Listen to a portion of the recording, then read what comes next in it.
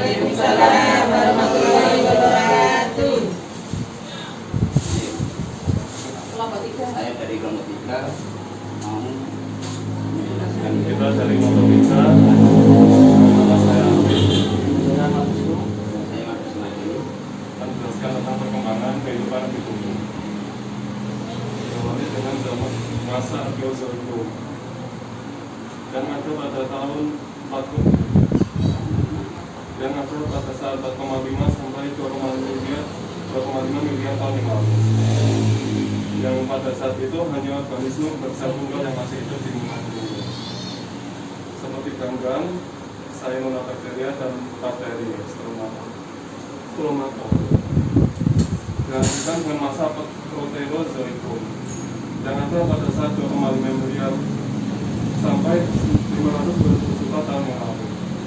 Pada saat itu yang hidup hanyalah dari jenis banyak, seperti Eukaryotes, Prokaryotes. Eukaryotes adalah sejenis makhluk yang akan menjadi sebuah tumbuhan, dan Prokaryotes adalah makhluk hidup yang akan menjadi binatang.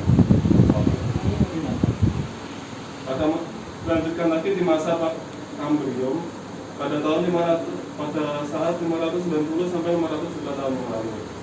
Di masa itu hewan hidup terberata mulai ada di muka bumi, seperti alga, cacing, koral, dan malaka. Hewan terberata di lautan. Dilanjutkan ke zaman Ordovisium 500 sampai 440 juta tahun yang lalu. Yang makhluk yang ada di muka bumi masih ditempati oleh daerah samudra yang hanya adalah ikan dan marahang, tetrakoral, ekinoid, dan asteroid. Ada laut, dan dini laut.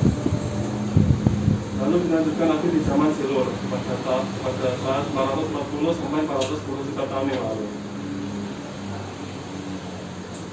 Makhluk yang masih menempati di bumi masih menempati di daerah samudra bumi ini, yaitu seperti tumbuhan paku dan kalajengking raksasa.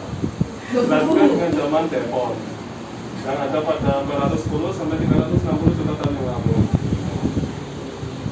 Di masa itu tumbuhan sudah bisa merambat ke daratan dan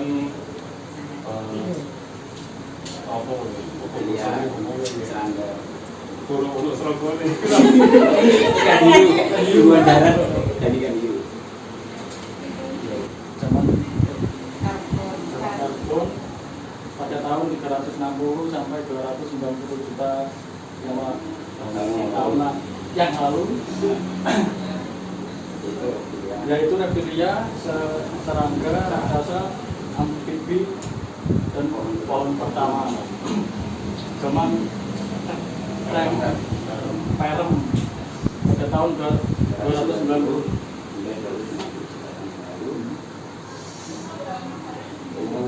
yaitu reptilia serangga, bulu pasir bagian utara bumi. Zaman Trias pada tahun 250 sampai 10 juta tahun yang lalu. pada masa itu mamalia pertama muncul yang sebenarnya dia itu adalah masih berjenis reptilia yang bernama Cyanodon. Dan makhluk-makhluk sudah mulai berevolusi seperti bagian dari kasual. Tumbuhan sikada pun sudah mulai ada, pohon yang seperti itu. Di zaman Jura ada pada 210 sampai 120 juta tahun lalu. Makhluk dinosaurus mulai menguasai bumi pada saat itu, menguasai daratan, dan di lautan dikuasai oleh Ichthyosaurus, sedangkan di daerah angkasa dikuasai oleh Pterosaurus. Buaya dan tumbuhan konifar pun mulai sudah ada pada zaman itu. Di zaman Kapur 140 sampai 65 juta tahun yang lalu, itu adalah zaman di mana pemainnya binatang raksasa atau dinosaurus. Iklim sedang mulai muncul, mamalia dan tumbuhan berbunga berkembang biak. Zaman Tersier, di zaman Tersier dari 65 sampai 1,7 juta tahun yang lalu. Di masa itu para primata mulai muncul seperti dan burung besar seperti burung unta. Fauna laut berkembang biak, tumbuhan-tumbuhan menghasilkan banyak variasi seperti semak belukar, tumbuhan rambat, dan lumpur. Zaman kuarter 1,7 juta. Zaman kuarter pada 1,7 juta yang lalu sampai sekarang ini, di masa itu manusia pun sudah mulai ada. Di kala Pleistosen 1,8 juta tahun yang lalu berakhir 10.000 tahun yang lalu, manusia purba Holocene. Akhiran manusia semakin berkembang.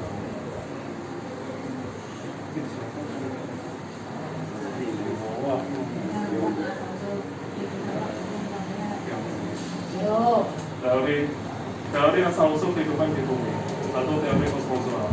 Di teori kosmozoa ini, pendapat dari teori kosmozoa menyatakan bahwa bumi yang dulunya sangat panas tidak memungkinkan untuk kehidupan. Tetapi ketika ada benda angkasa yang jatuh ke bumi membawa makhluk hidup yang berasal dari tempat lain, kehidupan dibawa ke planet bumi dari tempat lain di alam semesta. Dimungkinkan tergabung dengan meteorit yang jatuh sampai ke bumi.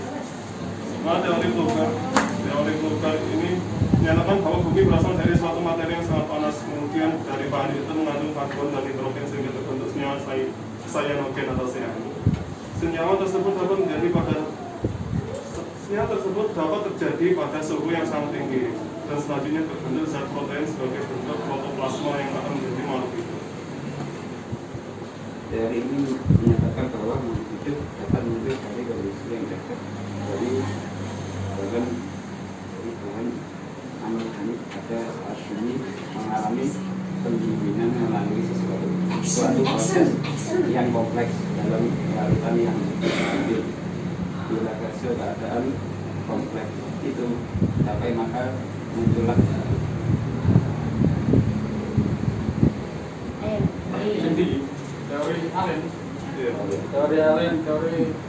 teori ini menyatakan bahwa pada saat keadaan fisik bumi seperti keadaan sekarang ini, beberapa reaksi terjadi, yaitu energi yang datang dari sinar matahari diserap oleh zat besi yang lembab dan menimbulkan pengaturan atom dari materi-materi.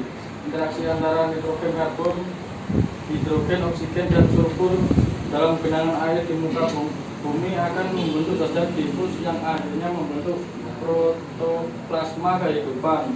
Teori generasi spontanea. Teori ini menganggap bahwa makhluk hidup itu terbentuk secara spontan atau terbentuk dengan sendirinya. Omne visum ex oppo dicetuskan oleh Francesco Redi tahun 1626 dan sampai 1697. Ahli biologi bangsa Italia dapat membuktikan bahwa ular pada banda itu berasal dari telur lalat yang meletakkan telurnya dengan sengaja di situ. Dari berbagai percobaannya yang serupa, diperoleh kesimpulan bahwa asal mula kehidupan itu adalah telur atau omne visum ex oppo. Omne oppo ex vivo dicetuskan oleh Lazzaro Spallanzani 1729 sampai 1799. Suka ahli biologi bangsa Italia dengan percobaannya terhadap kaldu membuktikan bahwa jasad planik atau mikroorganisme yang mencemari kaldu dapat membusukkan kaldu itu. Bila kaldu ditutup rapat setelah mendidih, maka tidak terjadi pembusukan. Ia mengambil kesimpulan bahwa untuk adanya telur harus ada jasad hidup terlebih dahulu. Maka muncullah teorinya omne oppo ex vivo atau telur itu asal dari mati. Omne vivo ex vivo dicetuskan oleh Louis Pasteur 1822 sampai 1825. Sarjana kimia Prancis melanjutkan percobaannya Spallanzani dengan percobaan berbagai mikroorganisme. Akhirnya ia berkesimpulan bahwa harus ada kehidupan sebelumnya. Maka tumbuh kehidupan yang baru atau disebut omne visum ex vivo. Teori Urey dicetuskan oleh Harold Urey 1893, seorang ahli kimia dari Amerika Serikat, mengungkapkan bahwa atmosfer bumi pada awal mulanya kaya akan gas-gas metana, amoniak, hidrogen, dan air. Zat-zat itu merupakan unsur-unsur penting yang terdapat dalam tubuh makhluk hidup. Diduga karena adanya energi dari aliran listrik, halilintar, dan radiasi sinar kosmis, unsur-unsur itu mengadakan reaksi-reaksi kimia membentuk zat-zat itu. zat hidup yang mula-mula terbentuk kira-kira sama dengan keadaan virus yang kita kenal sekarang. Zat hidup juta-juta tahun berkembang menjadi berbagai jenis organisme. Syarat untuk adanya kehidupan di suatu planet membutuhkan beberapa syarat, seperti harus ada atmosfer atau udara sumber pernapasan, harus ada air atau sumber kehidupan, harus suhu udara yang sesuai untuk kehidupan, ada sinar matahari untuk proses metabolisme makhluk hidup, dan harus ada medan magnet melindungi dari radiasi dan angin. Jika salah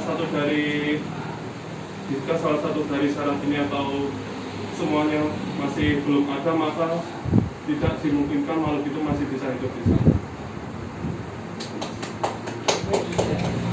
Terima kasih. Sekian. Pertanyaan ya. Question? Dan pertanyaan. Pada zaman apakah Amerika Utara memisahkan diri dari Afrika?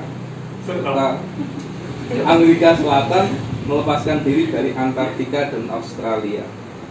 Banknya terpecah di mana Amerika Utara memisahkan diri dari Afrika, Amerika Selatan melepaskan diri dari Antartika. Australia merupakan peristiwa yang terjadi pada zaman juga. Oh, pada zaman itu terjadi peningkatan jumlah reptilia dan dinosaurus berukuran besar menguasai daratan. Ada lagi enggak? Kalau penyebab punahnya kehidupan itu apa? Masih ada saya Pak. Karena masih ada semua kehidupan apa? Kehidupan jenis apa? Maksudnya dinosaurus. Mulai dinosaurus sampai zaman Z Quartus Quartet.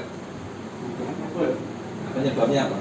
Salah satu teori yang paling terkenal penyebab kepunahan dinosaurus adalah hipotesis Alvarez yang dilakukan oleh ayah dan anak Louis dan Walter Alvarez pada 1980. Kedua ilmuwan itu mengusulkan gagasan bahwa meteor seukuran gunung telah menabrak bumi 66 juta tahun yang lalu. Ya, sudah. Terima kasih.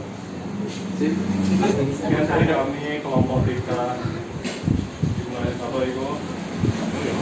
Kelompok 3. Assalamualaikum warahmatullahi wabarakatuh.